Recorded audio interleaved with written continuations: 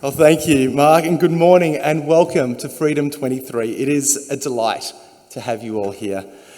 This conference is an opportunity for us to pause, to take stock and to think about the state of religious freedom in Australia. A lot has happened in the past year, some of it in the past couple of weeks, so there will be much to talk about, both in the sessions and in the breaks as we talk together.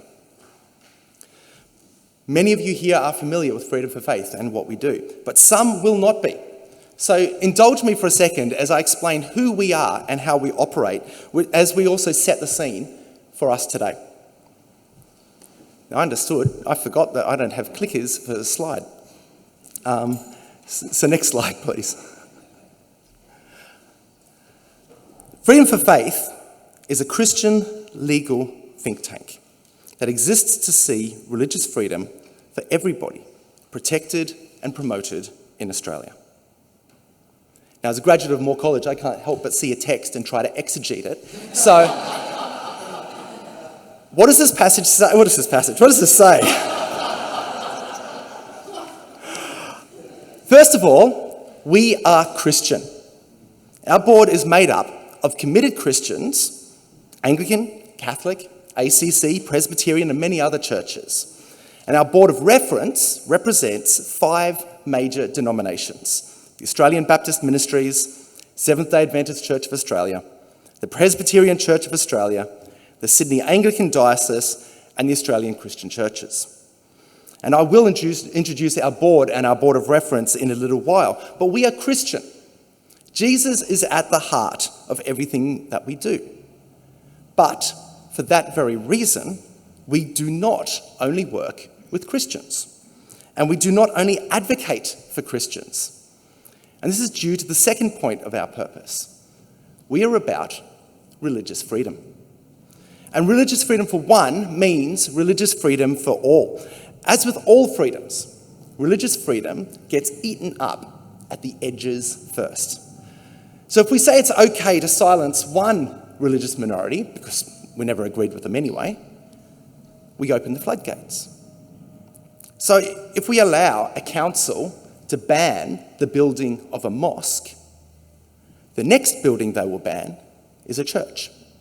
And equally, our Muslim friends know that if Christians are silenced as they speak about gender and sexuality, they're going to be next.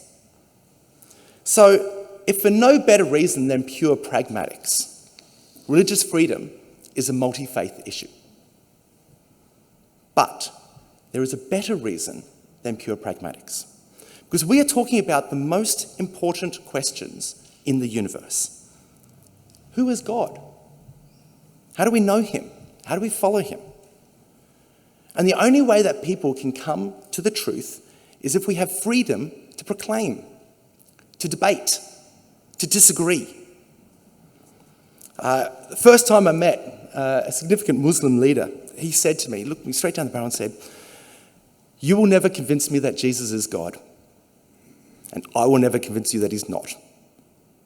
So let's work together." Today at this conference, we have a wide range of faiths represented, and we are united in our need to disagree, to say what we believe, to hold on to our faith and to live it out as individuals and as communities. And this idea is profoundly countercultural, because we live in a society that says that people I disagree with are not only wrong, they're bad. And if somebody says something that I think is wrong, they are dangerous, and I must hate them. And if somebody disagrees with me, it must be because they hate me. So the only response left is to silence this hate speech for the good of society. And that's not a partisan comment. Both sides do it. Everyone plays this game. The secular world, be it right-wing or left-wing, has forgotten how to disagree with someone and still respect them. But we are in a unique position to say, we disagree on the most foundational and important question in the universe. And we can still respect each other. We can still work together. Indeed, we can still love each other. And we can model that.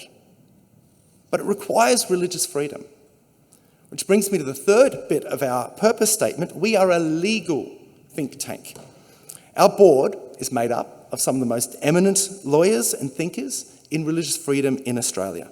But more importantly, the term legal does not just mean the things that lawyers do. The law is not just court cases and cool wigs. It is the ground rules of how we operate. It's how different parts of our society interact. These laws are made by politicians who are elected by people and responsible to the people. And these laws are implemented by government agencies who, by necessity, interpret the law and choose what bits of it they will focus on and police and which bits of it they will not be paying attention to or just letting slide. So when we say we are a legal think tank, we don't just mean we are a bunch of lawyers saying what the law should say. We are concerned about the entire scope of government operation, how the laws are made, from the political through to the bureaucratic processes, and how they are implemented in society. In short, Freedom for Faith exists to encourage our government to function in such a way that we all enjoy our religious freedom. Now, religious freedom is far more than simply the right to believe what you believe in the quiet of your own mind, and more even than the right to say what you believe. We need to live out our faith in the totality of our lives. That means simple things like wearing the clothes that your faith prescribes without harassment or discrimination. It means freedom of association, like forming churches and organisations of faith, churches, mosques, temples. And it means setting the standards of faith and conduct for membership and for employment. And that extends to a faith community choosing to extend and exercise that faith by creating organisations that serve their community and the wider community. Things like schools, hospitals, aid agencies.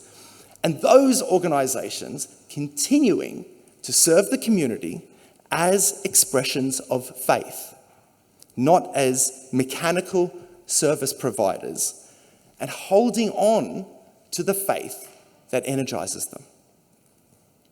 So Freedom for Faith exists to help encourage government to implement that vision. And that's what we're going to be discussing at the conference today.